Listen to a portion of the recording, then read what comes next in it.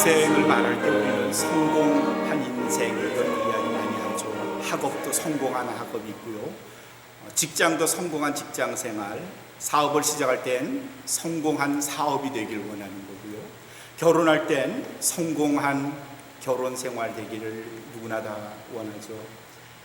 그런 의미에서, 그런 맥락에서 크리스찬들도 신앙생활을 하면 성공한 크리스찬이 되면 좋겠다 하는데 좀 어색해요. 그렇죠? 성공, 뭐가 성공이지? 그냥 예배 드리고 그냥 교회 나가서 그냥 살면 되지 않을까? 내가 신학을 공부해서 목사님쯤 되면 성공한 걸까? 평신도로 내가 장로님 되고 권사님 되고 그러면 교회에서 좀 이렇게 어깨를 펼 수 있는 정도 되면 성공한 크리스찬이 되는 게 아닐까? 이렇게 생각하는 사람들을 향해서 오늘 예수님께서 누가복음 10장 말씀을 통해서 우리에게 성공이 뭘까? 내가 생각하는 그건 아닌 것 같은데 라는 말씀을 우리에게 주세요. 예수님이 생각하시는 성공한 크리스찬의 모습, 행복한 크리스찬의 모습, 기뻐해야 할 크리스찬의 모습이 뭘까? 오늘 우리 누가복음 10장을 통해서 주시는 말씀에 귀를 기울여 보죠. 예수님의 제자들이 2명씩 짝을 지어 전도하러 나갔어요. 모두 35쌍 혹은 다른 성경에 36쌍 이렇게 되어 있는데 모두 70명 혹은 72명이겠죠. 그들이 전도 여행을 다 마치고 예수님 계신 곳으로 이제 정해진 시간에 왔는가 봐요. 근데 화색이 그냥 막 생기가 돌고요, 다들 신이 난 거예요. 예수님께서 멀리서 보시니까 야, 저 친구들 잘했구나. 내가 준 숙제를 제법 잘했는가 보네, 전도를 잘했는가 보네, 그런 생각을 예수님이 하셨겠죠. 오늘 말씀 시작되는 17절 보면 70인이 기뻐 돌아와 가로되 이렇게 시작합니다. 돌아온 70명, 글쎄 다일까 하는 생각이 의문이 들지만 다가 될 수도 있고 조금 안 된 사람도 있겠지만 대부분이 다 기뻐했대요. 그들이 돌아와서 이구동성으로 예수님께 자기들이 했던 선교 사역을 보고하기 시작했는데 그 중요한 포인트는 바로 이런 거래요.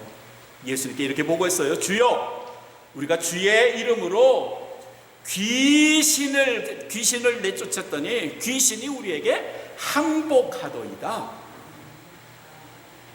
와, 주의 이름으로 귀신에게 귀신아 나가라! 그랬더니 귀신이 그냥 무서워하면서 나갔고요. 그런 거 보니까 귀신도 내쫓았고 권능도 행했고 아픈 사람도 고쳤고, 그러다 보면 그들 제자들의 이름이 얼마나 다른 사람들에게 많이 알려졌겠어요. 헐리우드 우리 교회 앞에 이 벌먼 지역에 예수님 제자가 와가지고 아파서 누워있는 사람, 쩔뚝거리면서 길을 걷는 사람이 고쳐줄게 탁 무릎을 만지고 기도했더니 류마티스가 났고요, 신경통이 났고요, 굽어진 허리가 펴졌고요, 만성 두통에 시달리던 사람이 두통이 나고요. 그러면 기자가 와서 막 사진 찍겠죠. 이름이 뭐죠? 제 이름은 마태고요. 신문에 나겠죠. 내일 로스앤젤레스 타임즈에 신문이 나겠죠. NBC, CBS에서 막 사진을 찍겠죠. 식당에 가서 밥을 먹으려고 하면 돈 안 내도 돼요, 사인 좀 해주세요 하겠죠. 제자들이 신이 났어요. 기뻤어요. 그래서 오늘 말씀의 17절은 70인이 기뻐 돌아와, 기뻐하며 돌아와. 우리 그리스도인들도 성령의 능력을 받으면요 치유할 수 있어요. 저한테도 그런 경험이 있고요, 알지 못하는 신비로움에 이끌려서 하나님의 음성도 듣고 때론 어떤 그런 설명할 수 없는 일도 제 목회 시간에 있었고요. 얼마든지 늘어날 수 있어요. 일어날 수 있고요. 우리는 그런 일들을 과거에도 봤고 지금도 봐요. 근데 이게 자칫 잘못하면 우리의 덫이 되고 말아요. 우리의 발목을 죄는 수갑이 되고 말아요. 때론 우리를 나락으로 떨어뜨리는 교만의 출발점이 되기도 해요.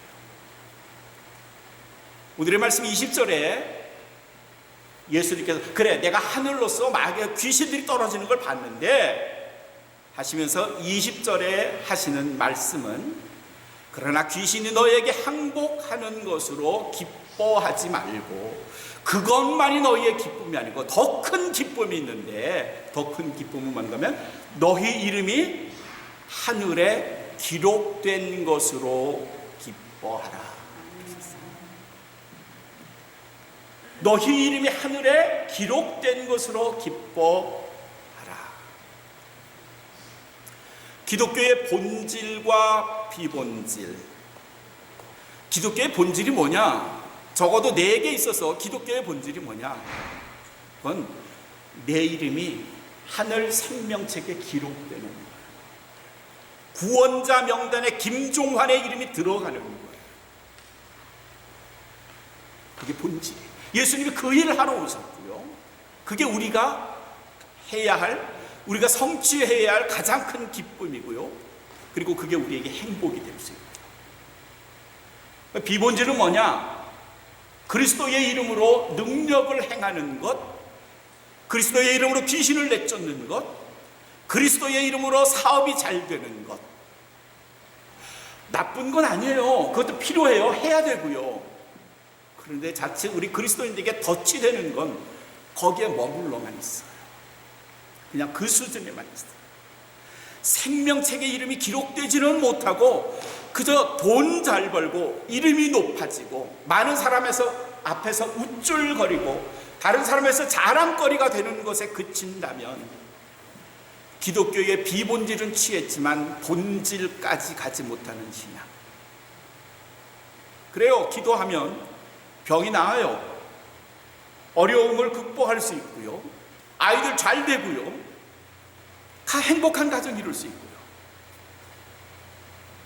근데 거기에 안주하면, 그것으로만 만족하면, 그것으로만 기뻐하면, 오늘 70명 제자들이 귀신을 내쫓은 것에 대해서 기뻐하며 예수님에게 왔을 때 그 상황처럼 거기에만 만족하면, 안주하면 기독교 비본질은 성취했어도 본질 근처에 아직 가지 못한 신앙. 그게 되는 거죠. 예수님은 그걸 두려워하신 거고요. 그걸 예수님께서 걱정하신 거예요.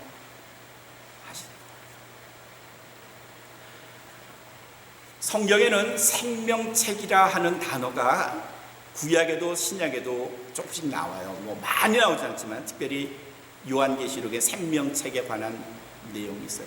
근데 그게 굳이 아니더라도 구약에도 하나님이 하나님의 책, 그 책에 우리의 이름이 기록되어 있음을 알려주는 말씀들이 있어요. 출애굽기 32장 33절에 하나님께서 모세에게 이렇게 말씀하세요. 너는 내가 하는 말을 이스라엘 백성들에게 가서 전해라 하시면서 하시는 말씀이에요. 누구든지 내게 범죄하면, 하나님에게 범죄하면, 누구든지 내게 범죄하면 그는 내가 내 책에서 지워버리리라 했어요.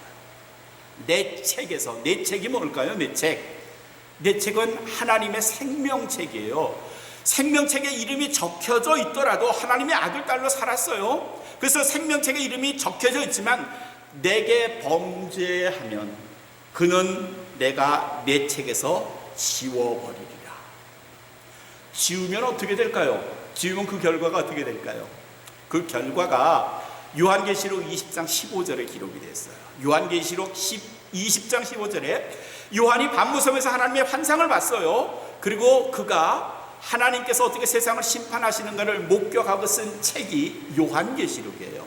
하나님이 어떻게 세상을 심판하실까?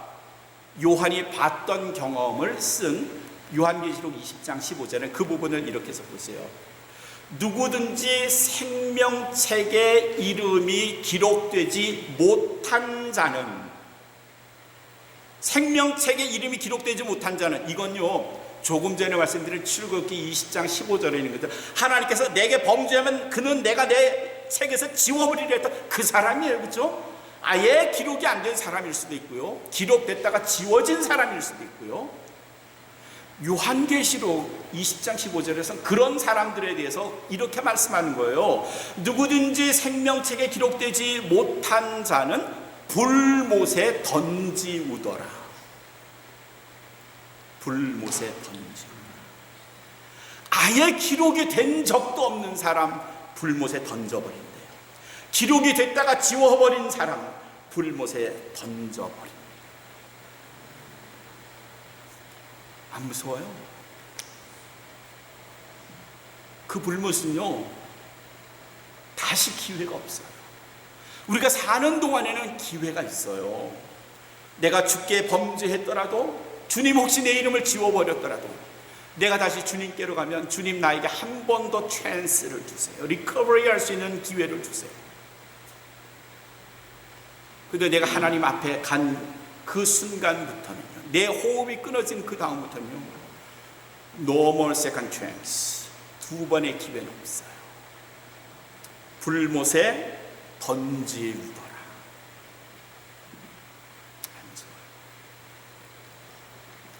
오늘 누가복음 말씀의 10장 말씀을 우리가 쭉 읽으면서 이 10장의 말씀은 20절에서 오늘 본문이 끝났지만 20절 그 다음부터 말씀을 더 읽어보시면요, 25절 중에 한 율법사가 예수님 앞에 나와서 이렇게 질문해요. 아, 그렇군요. 생명책에 기록이 돼야 되는군요. 생명책에 기록이 돼야 정말 기뻐해야 하는군요. 그러면서 자랑스럽게 자기 자신을 드러내고 싶어서 성경에는 그 부분을 예수를 시험했다 그렇게 써 있어요. 예수를 시험하면서 뭐라고 물어봅니까 하면, 내가 영생을 얻으려면 무엇을 해야 하겠습니까? 이렇게 예수님에게 물어봤어요. 내가 영생을 얻으려면, 그러면서 의시되면서 자기를 드러냈는데 그 말 의도 속에는 나쯤 되면, 나 율법사쯤 되면, 말씀을 잘 지키고 사는 나 율법사쯤 되면 영생을 얻는 것, 생명책에 이름이 기록된 거는 문제 없겠죠? 뭐 요쯤 되는 칭찬을 예수님으로부터 기대하면서 물어봤던 거예요. 내가 무엇을 하여야 영생을 얻으리까? 그랬더니 예수님께서 25절 이후의 말씀이 그 유명한 선한 사마리아 사람의 비유를 해요. 한 사람이 강도를 당했어요. 여리고를 가다가 얻어맞아서 죽을 지경했어요. 피를 많이 흘렸어요. 그러다 마침 제사장이 흘러갔어요. 가장 율법적인 사람, 가장 하나님의 사람, 구원을 따놓은, 뭐 누가 봐도 구원을 의심할 수 없는 그 제사장이 지나갔는데, 예수님이 강도를 만난 사람을 보고는 그냥 지나쳐버려요. 아, 나 갈 길 급하지. 저 사람 만지면 불결하니까 내가 뭐 정결 예식을 해야 되지. 아, 난 급해. I'm sorry. 가버렸어요. 두 번째로 지나간 사람은 레위 사람이었어요. 레위인이었어요. 서기관이었어요. 아주 지체가 높은 사람이고요. 그 사람도 하나님을 믿는 데는 둘째 가라면 서러워할 사람이에요. 그도 아픈 사람, 죽어가는 사람을 봤지만 모른 척하고 지나갔어요.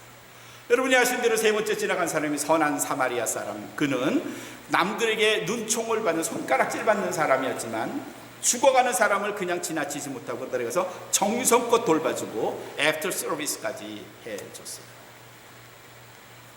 예수님이 이 비유를 굳이 한 이유가 뭘까요? 누가 내가 어떻게 하면 영생을 얻으리까 이렇게 스스로를 드러내고 싶어 했던 율법사에게 왜 이 질문을 했을까요? 왜 이 비유를 하셨을까요? 답은 이겁니다. 아, 율법사야, 너는 네 생각에 지금 네가 하나님 나라에 갈 수 있다고, 영생을 얻을 수 있다고, 생명책에 네 이름이 기록됐다고 생각하지? 한번 들어볼래? 넌 내가 선한 사마리아 사람 비유에서 말한 제사장, 레위 사람, 사마리아 사람 중에 어느 쪽일 것 같으니? 어느 쪽이겠어요? 예, 제사장 그룹 아니면 뭐 레위 사람, 서기관 그룹이겠죠? 그래, 세상에 막 이런 사람들이 많단다. 자기는 아주 의롭다고 생각하고 자기는 멋지다고 생각해서 천국을 따놓은 당상이라고 생각하는 사람들도 많지만, 아니야, 천만에 택도 없지. 네가 목사라고 천국행 보장된 줄 알아? 장로라고 권사라고 집사라고 신앙생활을 오래 했다고, 태어날 때부터 예수님을 믿었다고, 너 천국에 따놓은 당상으로 네 이름이 기록됐다고 생각하니? 아니요. 상상수훈이 거의 끝나가는 마태복음 7장 21절부터 23절까지의 예수님이 이런 비슷한 교훈을 우리에게 주십니다. 누구든지 주여 주여 하는 자마다 천국에 가는 것이 아니고 하늘에 계신 내 아버지의 뜻대로 행하는 사람이어야 한다. 다른 사람 보시기에 과시하듯 주여 주여 주여 하면 나름 들고 야 신앙 좋네, 저 사람 정말 믿음 좋아, 저 사람 천국 가는 건 문제 없을 거야. 근데 예수님은 웃기는 소리 하고 있네. 그거 아니야.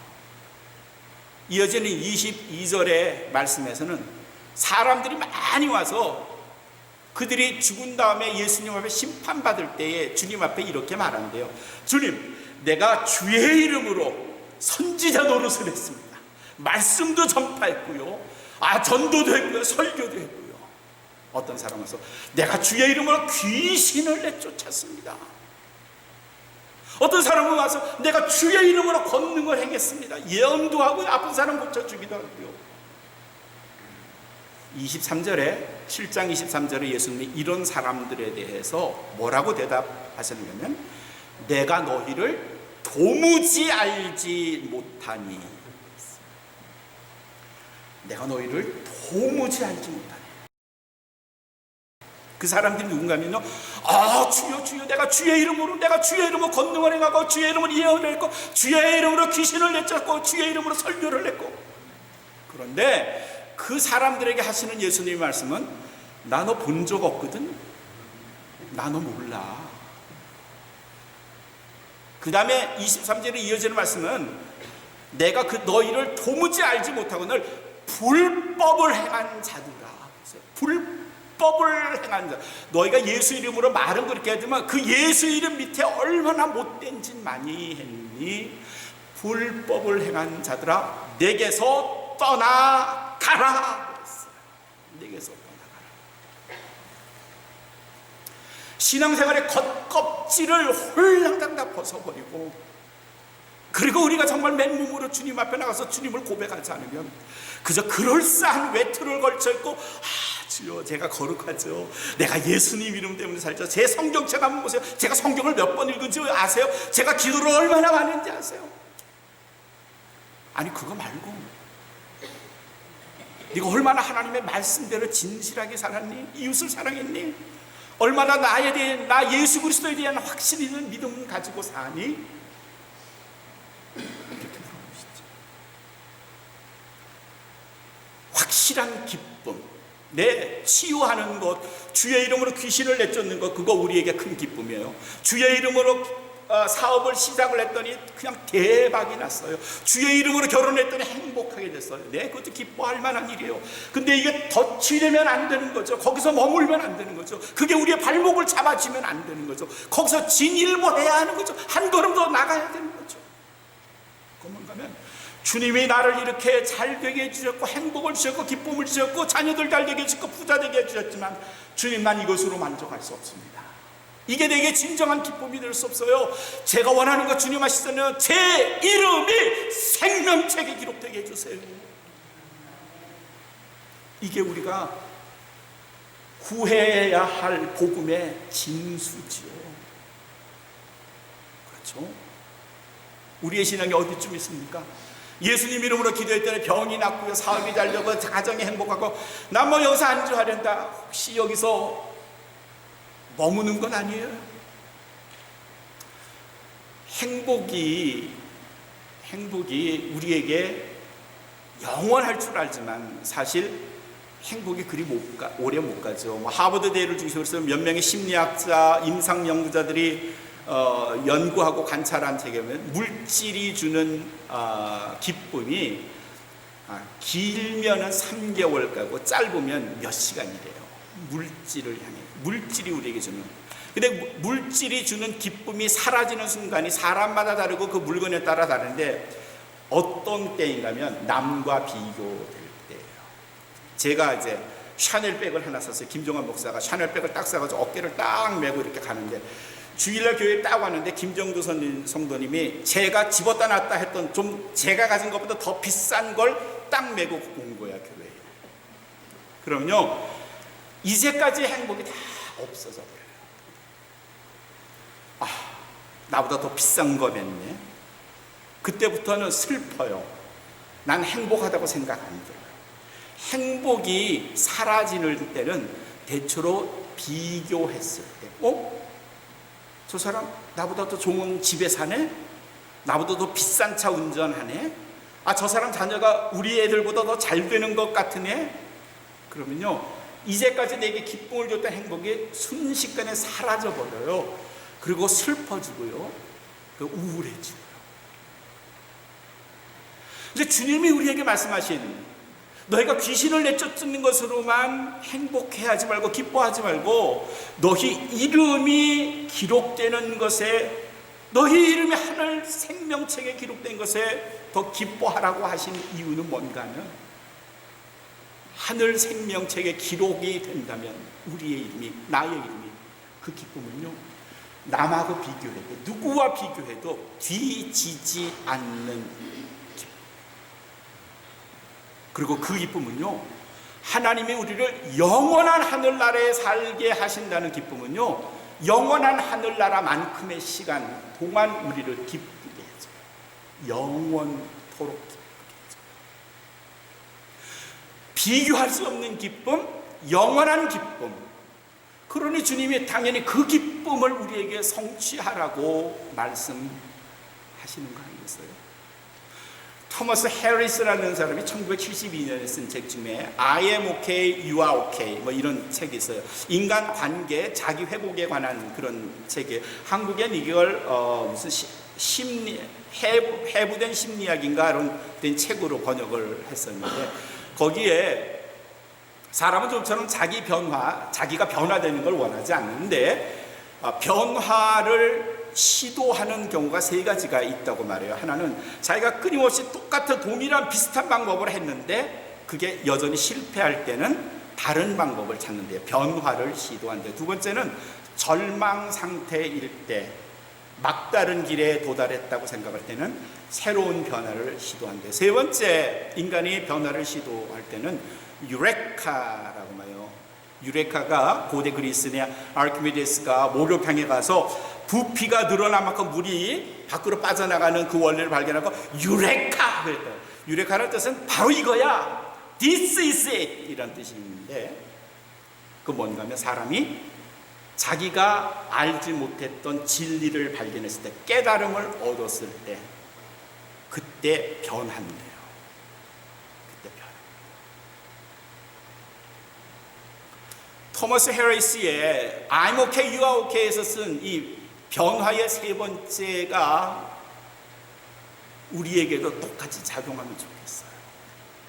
내 신앙생활의 목적이 가족 잘 되고 부자 되고 하는 일마다 잘 되고 행복하고 이러려면 죄송합니다, 절에 가도 되지 않을까 싶기도 하고요, 무당에게 좀 부탁해도 괜찮을 것 같고요. 그런 걸 추구하는 종교는 세상에 얼마든지 많이 있어요. 그게 되는지 안 되는지 모르겠지만, 근데 우리 기독교는 본질적으로 그것하고는 달라요. 그게 본질은 아니에요. 그건 부수적인 거지. 기독교의 본질은 뭐냐? 내 이름이 생명책에 기록되어 구원을 얻는 것. 근데 오늘의 깨달음은 뭐냐? 내가 아직도 비본질을 향해서 신앙생활을 한다면 이제까지 걸어온 길을 틀어서 궤도 수정해서 본질을 향하는 것. 내가 예수 그리스도를 나의 구주로 받아들여서 주님, 내가 주의 이름으로 내 죄 사함을 받고 그리고 주의 이름으로 구원 얻기를 원합니다. 영원한 생명을 얻기를 원합니다. 하나님 생명책에 내 이름 기록되기를 원합니다. 이게 믿어지시고 깨달아지신다면 이제 궤도 수정을 해서 우리의 신앙생활에 여전히 이전과는 달라져야 한다는 것이죠. 사랑하는 성도 여러분, 기독교의 본질이, 신앙의 본질이, 복음의 본질이, 예수님이 이 땅에 오신 목적의 본질이 무엇인지 나하고 생각해서, 나의 지난 날을 생각하고 나의 현재 상태를 점검해서 주님이 오늘 우리에게 원하시는 것, 우리가 가장 기뻐해야 할 것이 무엇인지를 생각하시면서 저의 이름이 여러분의 하늘 생명을 선포하시옵소서.